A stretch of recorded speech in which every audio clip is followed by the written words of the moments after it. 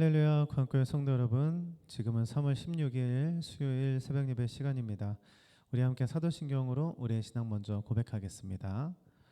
전능하사 천지를 만드신 하나님 아버지를 내가 믿사오며 그 외아들 우리 주 예수 그리스도를 믿사오니 이는 성령으로 잉태하사 동정녀 마리아에게 나시고 본디오 빌라도에게 고난을 받으사 십자가에 못 박혀 죽으시고 장사한 지 사흘 만에 죽은 자 가운데서 다시 살아나시며 하늘에 오르사 전능하신 하나님 우편에 앉아 계시다가 저리로서 산자와 죽은 자를 심판하러 오시리라.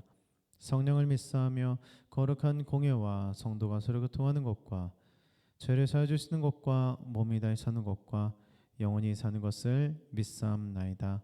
아멘. 오늘 우리가 읽으실 하나님의 말씀은 레위기 15장 19절에서 18장 3절까지의 말씀이고요. 저는 오늘 레위기 16장의 말씀으로 잠시 말씀 전하도록 하겠습니다. 레위기 16장은 이스라엘의 절기 중 하나로 가장 두려우면서도 가장 기쁨의 날, 축제의 날이었던 바로 대속죄일이라는 절기에 대한 내용으로 이루어져 있는데요. 이스라엘 사람들이 하나님 앞에 나올 때에 그냥 나갈 수 없었어요. 어제도 말씀을 드렸지만 바로 제사를 드려서 회개를 해야만 나갈 수 있었다라는 거 말씀드렸죠. 그 중에 대표적인 것 하나님께 드리는 회개, 바로 어떤 제사죠? 속죄제라고 말씀을 드렸어요. 속죄제. 그런데 오늘은 어떤 날이냐면 바로 대속죄일, 그냥 속죄일이 아니라 대속죄일이라는 거예요. 대속죄일은요, 이스라엘 백성들이 1년에 딱 한 번 모여서 드렸었던 회개의 날이다라고 말할 수 있습니다. 이스라엘 백성들은 매주 하나님께 속죄제를 드렸었어요. 그런데 문제는 하나님 앞에 다 말하지 못하고 또 이렇게 알게 모르게 지은 죄들, 이런 수많은 쌓여있는 죄들이 있지 않겠습니까? 그것을 한 번에 1년에 딱 한 번 모든 죄를 회개하고 모든 죄를 사함받은 날이 바로 이 대속죄일이다 라고 말씀드릴 수 있어요. 근데 여기서 중요한 한 사람이 있습니다. 바로 대제사장이죠. 대제사장, 성소에는요 성막이 있고 이 건물을 상징하는 성소가 있고 그 성소 안에는 구별되어 있는 지성소라는 곳이 있었고 그 지성소 안에는 하나님의 임재를 상징하는 법궤가 있었습니다. 근데 이 지성소에 들어갈 수 있는 사람은 대제사장 딱 한 명밖에 없었고 그 한 명 대제사장도 1년에 딱 한 번밖에 못 들어갈 수 있었어요. 그날이 바로 대속죄일 이날입니다. 대제사장은 당일이 되면은요 속죄제와 번제를 먼저 하나님께 드리고 그리고 몸을 씻고 거룩한 세마포 옷을 입어야만 이제 들어갈 수 있는 준비 상태가 되었다는 거예요. 왜냐하면 지성소에 들어간다는 것은 하나님을 만나러 들어가는 일이기 때문에 먼저 죄를 용서받고 아주 정결한 상태가 되어야만 하나님께 들어갈 수 있었기 때문입니다. 자, 그렇다면 하나님을 만나러 들어가는 그 대제사장의 마음은 어떤 마음으로 들어갔을까요? 설레는 마음으로 들어갔을까요? 기쁜 마음으로 들어갔을까요? 사실은 두렵고 떨리는 마음으로 들어갈 수밖에 없었다라는 거예요. 왜냐하면 거룩하신 하나님을 만나는 자리였기 때문에 이게 준비가 되지 않고 들어가면 그냥 인간이 그 하나님의 임재를 견딜 수가 없어서 그 자리에서 죽을 수도 있었기 때문에 두렵고 떨림으로 나가는 것이죠. 그래서 오늘 본문 말씀 1절을 보면 아론의 두 아들이 여호와 앞에 나아가다가 죽은 후에라고 쓰여져 있어요. 아론의 두 아들이 제사장이잖아요. 근데 그 제사장들이 여호와 앞에 나가는데 준비되지 않은 마음으로 또는 그렇게 죄악된 모습으로 나갔기 때문에 성소 안에서 죽게 됩니다. 그래서 그 이후로 대제사장들이 그 안에 들어갈 때, 지성소 안에 들어갈 때 어떻게 들어갔느냐 하면 이거 몇 번 말씀드렸지만 발목에다가 줄을 이렇게 감습니다. 그리고 그 방울을 달아서 방울 소리가 나는 줄을 달고 이제 지성소 안에 들어가요. 근데 혹시라도 지성소 안에서 죽게 되었을 때 그 죽은 대제사장을 누가 꺼낼 수 있을까요? 지성소에 들어가면 다 죽는 거예요. 그러니까는 어쩔 수 없이 밧줄을 이렇게 당깁니다. 그래서 혹시라도 죽었을 때에 이렇게 당겨서 끌어내려고. 그러니까는 대제사장이 밧줄을 메고 그 안에 들어갈 때 당연히 죽을 수도 있다는 마음에 두렵고 떨리는 마음으로 들어갈 수밖에 없었다라는 겁니다.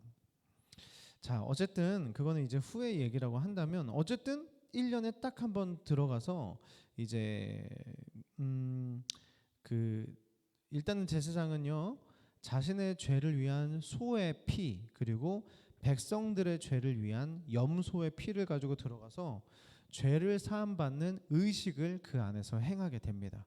그리고 그 의식을 다 행하고 무사히 이렇게 나오게 되면 이스라엘의 모든 죄가 해결되었다라는 거예요. 근데 그걸로 끝이 아닙니다. 아까 백성들의 죄를 위한 염소의 피라고 그랬잖아요. 염소를 2마리를 준비해서 한 마리는 그렇게 피로 죽여서 피로 의식을 거하지만 한 마리는 어떻게 하냐면 한 마리에게 안수를 합니다. 안수를 해서 이스라엘 모든 백성들의 죄를 그 염소에게 이렇게 주는 거예요. 그러면 그 염소를 이제 풀어줍니다.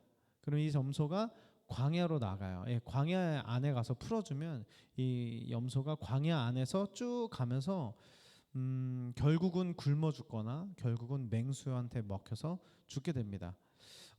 그러면서 이 염소가 죽으면서 모든 죄도 함께 없어졌다라는 거예요.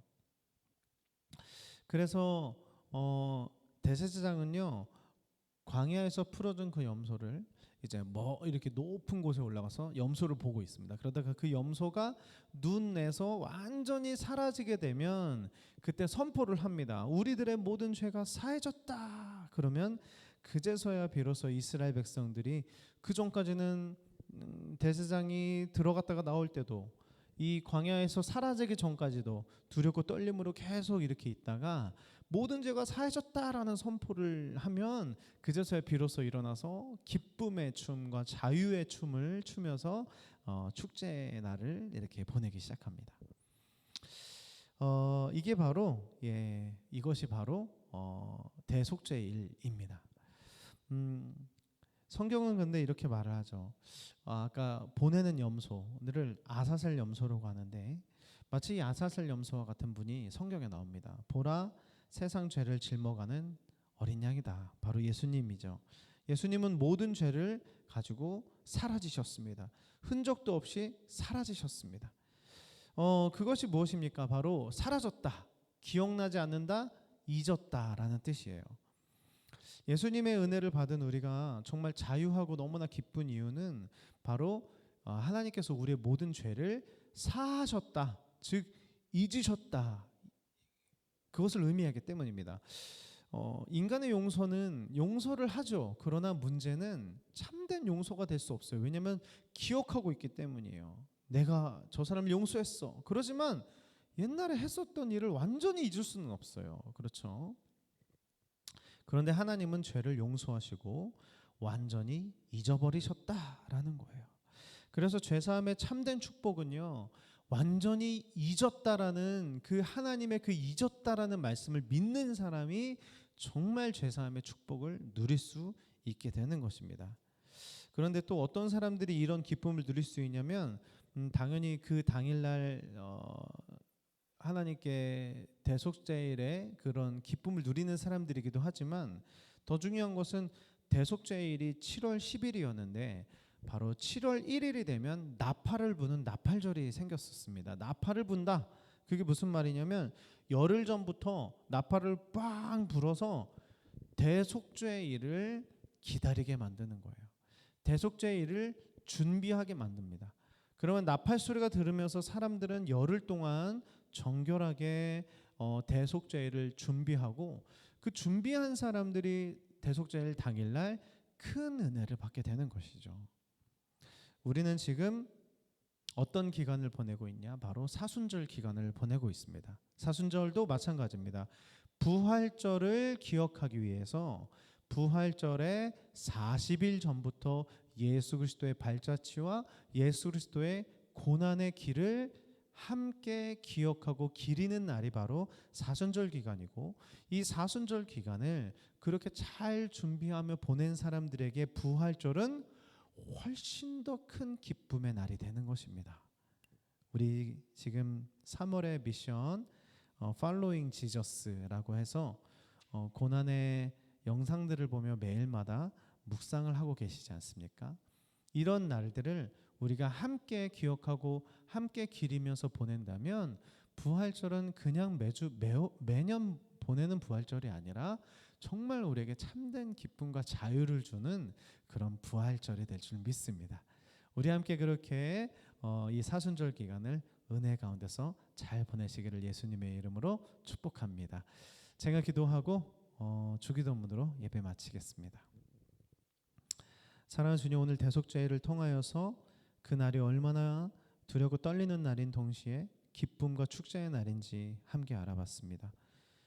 주님, 복음을 모르는 사람들에게는 죄 가운데서 두렵고 떨리는 인생을 살 수밖에 없지만, 죄를 사함받고 하나님이 나의 죄를 잊으셨다라는 것을 정말로 믿게 되는 그 날은 마치 부활의 기쁨처럼 새로운 인생을 살게 되는 우리의 인생이 될 것 같습니다. 사랑하는 주님, 우리 안에 그런 부활의 소망, 부활의 기쁨이 차고 넘칠 수 있도록 인도하여 주시옵소서. 감사드리며 예수님의 이름으로 기도드립니다. 아멘. 하늘에 계신 우리 아버지여, 이름이 거룩히 여김을 받으시오며 나라가 임하옵시며 뜻이 하늘에서 이룬 것 같이 땅에서도 이루어지리이다. 오늘날 우리에게 일용할 양식을 주옵시고 우리가 우리에게 죄진 자를 사준 것 같이 우리의 죄를 사주옵시고 우리를 시험에 들게 하지 마시며 다만 악에서 구하옵소서. 대개 나라와 권세와 영광이 아버지께 영원히 있사옵나이다. 아멘.